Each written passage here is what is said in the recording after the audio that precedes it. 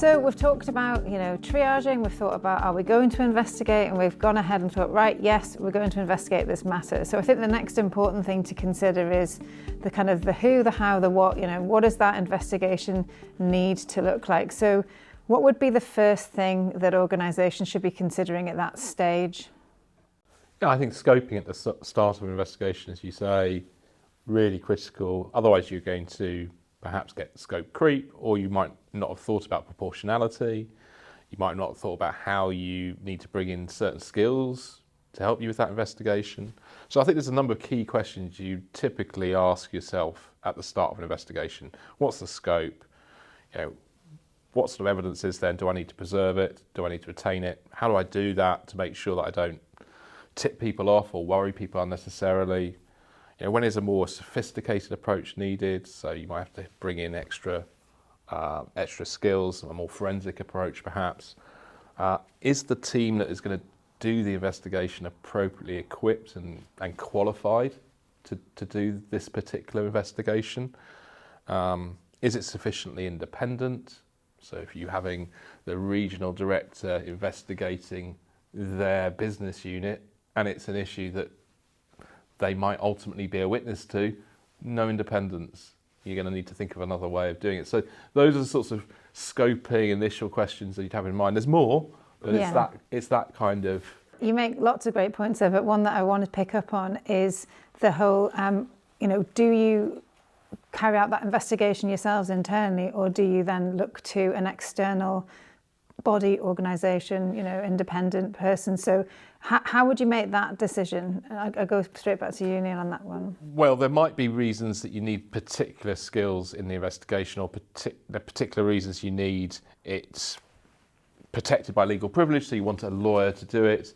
It might be that your in-house team who you would want to do an investigation ordinarily doesn't have the resources, doesn't have the training for the particular sensitivities of a case, so you need a specialist investigator to help you with that.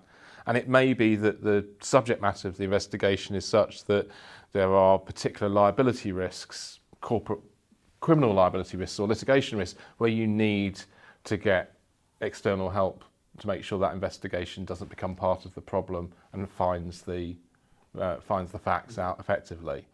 And I think there'd be times when presentationally you might want to have external support to show that it was sufficiently independent, particularly if there's a risk of a conflict of interest emerging, particularly if there's a criticism of senior management in the whistleblowing report, which needs to be looked at with sufficient distance. So there's a number of different different factors. Sorry, there's not one answer. I think lean on from what Neil said there, Joe, as well, is I think for me is that some organisations, let's be honest, they haven't got an investigation team. There isn't anybody, it's a manager who's doing their day job and then asked, could you do this investigation? They're untrained and they're asked to add this extra thing onto the day job. But to that point, sorry to interrupt, if you don't have a sufficiently resourced investigation team internally, that's fine, you reach out. But if you don't, this is part of a hallmark of what a good compliance program overall looks like. If you don't get an appropriate resource team, it can end up being really serious later in terms of how your whole compliance program's looked at. So it really depends on what your internal and external resourcing can look like. I think as well, and I think what happens then is say an organisation Tim and I dealt with, they sort of went the whole 10 yards or whatever it is, and it brought in an investigation team internally, trained people. And I think part of it was to increase expertise, reduce potentially conflict of interest and give it a little bit more independence, even though it was still internal, and also take demand away from managers who then could get on with the job. But a lot of organisations can't afford to do that.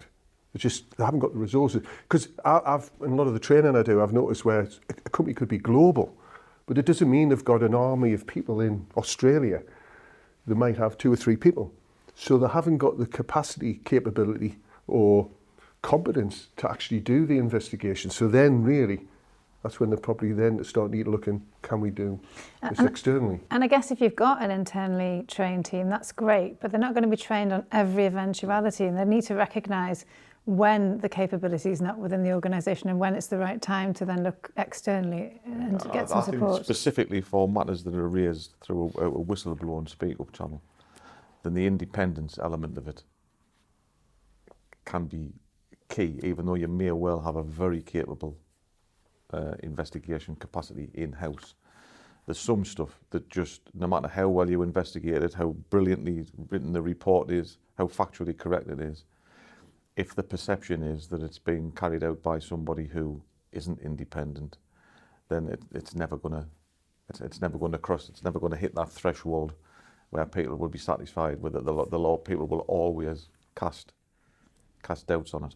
We work with some companies where at the outset they'll appoint an investigator, and that investigator will make a declaration that, having seen the sort of bones of an investigation, that there's no conflict of interest. The other thing you mentioned, Joe, about functions that you might have in-house, but also capability you don't have in-house. So you can build an investigation team. So at the outset, we were thinking about scope, but also thinking who's in the team. And in complex cases where you're going to be looking at employee data, which can now be vast, do you have the requisite skills in-house to do that analysis of emails or do that analysis of the instant messaging platform? You might need to think about at the outset of a case, well, what else do we need to do this effectively? So we might need a forensic provider, or we might need at least a platform to host this data on so we can assess what the comms between employees were. Or if it's about financial misconduct, are we involving someone at least in an internal audit or with a financial investigative background to help us through understanding the books and records, whether it's a forensic accountant externally or someone in-house? So I think you're not just thinking about an investigator necessarily in the more involved cases being a single person. Yeah. It's a team. And that could be in-house, it could be external, it could be a combination of people. I just wanted to come back to something that you mentioned about smaller organisations probably not having, a whole team, well, definitely not having a whole team of people, probably not having that many reports that they're actually having to deal with on a sort of annual basis.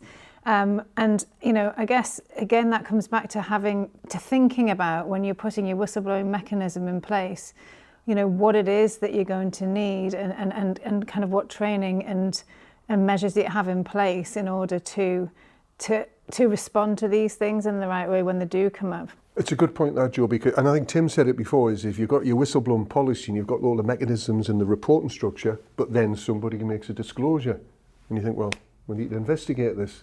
Have you thought about that side of it? And that's when you would be having probably a conversation with an external investigation, have an external investigation.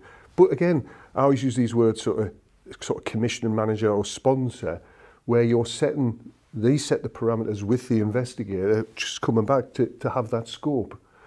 So you're setting, because if you don't do that, and I think Neil mentioned before, you've got that mission creep, that if you do not set really good tight terms of reference at the beginning, an investigator will go off-piste.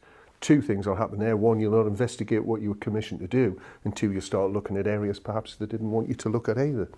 And I think, just to sort of maybe kind of summarise what we've discussed here, I think people might be thinking, gosh, there's a lot there, I'm now really worried about not triaging stuff correctly. But I think what we're saying is it's just thinking ahead, and thinking about, well, if this happens, if something comes in and it's of this nature, of that nature, how am I going to approach it in the first instance, and making sure that you've got internally trained people who kind of know what that process is. So I think that there's some really excellent points made there.